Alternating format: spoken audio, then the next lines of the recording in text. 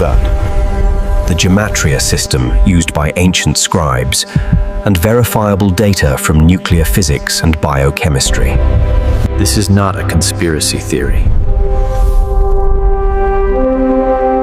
This is documented history, verified science, and ancient language examined with rigorous honesty. If this opened something in you, share it with someone who thinks carefully. There is a number that appears in a place where it has no right to be. It shows up in the atomic structure of the element that carries oxygen through your blood. It shows up in the most ancient name ever written for God. And it shows up in a mathematical pattern inside the Hebrew alphabet that scholars have been arguing about for 2,000 years. The number is 26. Now, before you decide what this means, or whether it means anything at all, stay with me. Because the case I am going to make is not built on bad science or wishful thinking. Every claim in this video has a source. And the 2 or 3 claims that circulate widely online that don't hold up, I'm going to tell you exactly why they don't, and replace them with what the actual evidence shows. Because the real story is more interesting than the fabricated one. In ancient Hebrew, every letter is also a number. The system is called Gematria. It is not astrology. It is a documented linguistic practice used in rabbinic literature, in the Dead Sea Scrolls, and in the New Testament. Greek civilization had the same system. They called it isopsephy. Pythagoras used it. The Stoics used it. Numbers, to the ancient mind, were not abstractions. They described the nature of things, not just their quantity. The 4-letter name of God in Hebrew, Yod-He-Vav-He, is called the Tetragrammaton. It is so sacred in Jewish tradition that scribes who copied the Torah had to ritually immerse in water before writing it.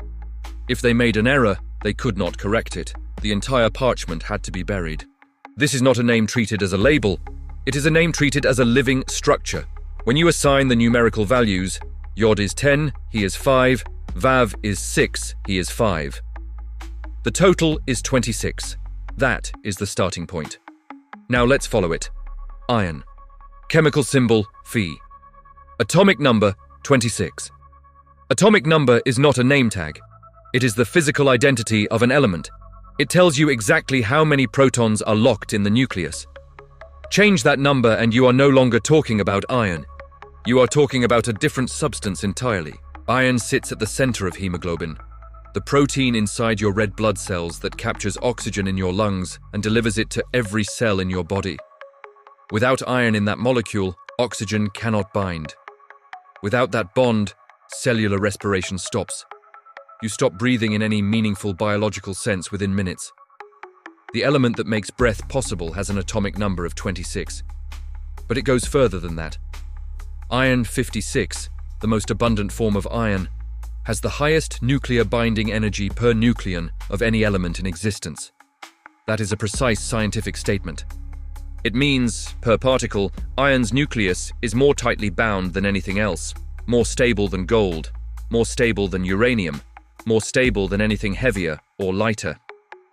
This single property determines the fate of every star in the universe. Stars fuse lighter elements into heavier ones, releasing energy as they go.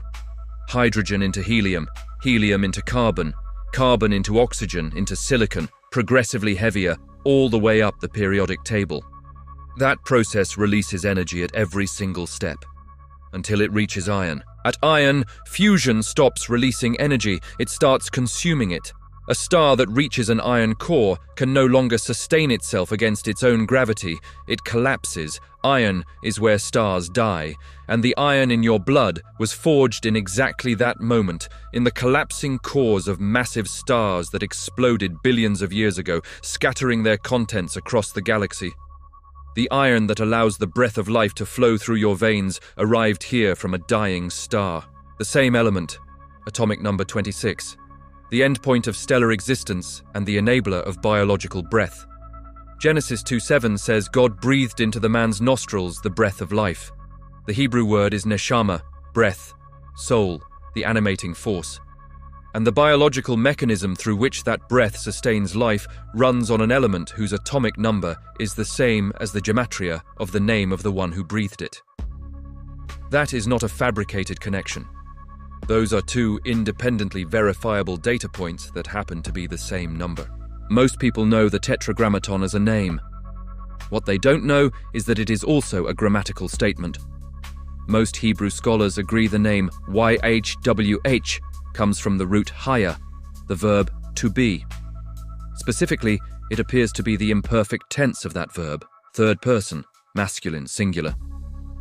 The imperfect tense in Hebrew does not mean future. It means ongoing, unfinished, continuous action. It is the tense of process, not he was, not he will be. Something more like he is continuously, and the being does not stop. When Moses stands at the burning bush in Exodus 3 and asks God for his name, the answer is Eye Asher Eye, I am what I am, or more precisely, I will be what I will be. The verb is imperfect. The being is ongoing. This is not a static definition. It is a declaration of self-sustaining, self-defining existence. The philosopher Paul Tillich called this the ground of being, not a being among other beings, but the act of being itself, the source from which everything that exists draws its capacity to exist. And the gematria of that name, the name that encodes self-existent, ongoing, unstoppable being, is 26. Psalm 136 is structured around a single repeated phrase, Ki le'olam chasto, for his steadfast love endures forever. It is the backbone of the entire psalm, appearing after every single statement about what God has done. How many times does that phrase appear? Exactly 26 times. A psalm declaring the eternal love of the one whose name is 26, structured around a phrase that repeats 26 times. The psalm is not making an argument. The psalm is the argument, built directly into its architecture. Now, two claims circulate widely in videos about the 26 code, and I need to be straight with you about both of them.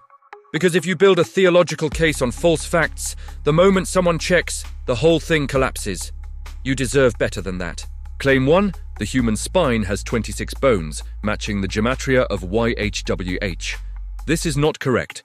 The adult human vertebral column has 33 vertebrae, 7 cervical, 12 thoracic, 5 lumbar, 5 fused into the sacrum, and 4 fused into the coccyx. No standard anatomical count produces 26. The claim is widespread. It is still wrong, and you do not need it, because the iron argument is real and far more powerful. Claim 2. The hydrogen bonds of DNA follow a pattern of 10-5-6-5, which maps directly onto Yod-He-Vav-He. This is also not supported by molecular biology. DNA is held together by hydrogen bonds between base pairs, adenine bonds with thymine using 2 bonds, guanine bonds with cytosine using 3. The sequence depends entirely on the genetic code of that specific organism. There is no universal 10-5-6-5 pattern. This claim does not appear in any peer-reviewed literature. Here is what is documented. An Israeli physicist named Chaim Shor, trained at MIT and Tel Aviv University, published peer-reviewed work examining statistical correlations between Hebrew letter frequencies in the Torah and physical constants in nature. His book was published by Cambridge Scholars Publishing, not a religious press. His findings show that the structural properties of biblical Hebrew produce non-random correspondences with natural law that do not appear when you run the same analysis on other ancient languages. That is not proof of anything supernatural. But it is a serious academic finding, and it is far more defensible than a made-up spinal count. There is one more mathematical observation that rabbinic literature has documented for centuries, and that almost never appears in popular videos on this topic. The Hebrew word for one is echad, aleph, chet, dalet. Its gematria value is 1 + 8 + 4, which equals 13. The Hebrew word for love is ahava, aleph, he, bet, he. Its gematria value is 1 + 5 + 2 + 5, which also equals 13. In the Talmud and in the Zohar, this convergence is not treated as coincidence. Love and oneness share a number because they describe the same reality from two different angles. The movement toward wholeness, the state in which nothing is excluded, the integration of what was separated, and 13 + 13 equals 26. The gematria of the divine name is the sum of oneness and love, doubled. Whether you receive that as theology, as mathematics, or as poetry, it is asking the same question. What kind of universe would you expect if the ground of being were love? And then, it is inviting you to look at the universe you actually inhabit and ask whether the evidence is consistent with that expectation. Let me be clear about what this video has and has not established. What is real? The gematria of YHWH is 26. The atomic number of iron is 26. Iron is the element at the center of oxygen transport in human blood. Iron 56 marks the nuclear stability limit of all matter, the point where stars can no longer sustain themselves. The iron in your hemoglobin was produced in stellar explosions. Psalm 136 repeats its central declaration of divine love exactly 26 times. The sum of the Hebrew words for oneness and love is 26. What this does not do, it does not prove God exists. Evidence of this type cannot do that. What it does is create a pattern, a convergence of independently verifiable data points around the same number, the same name, the same structure.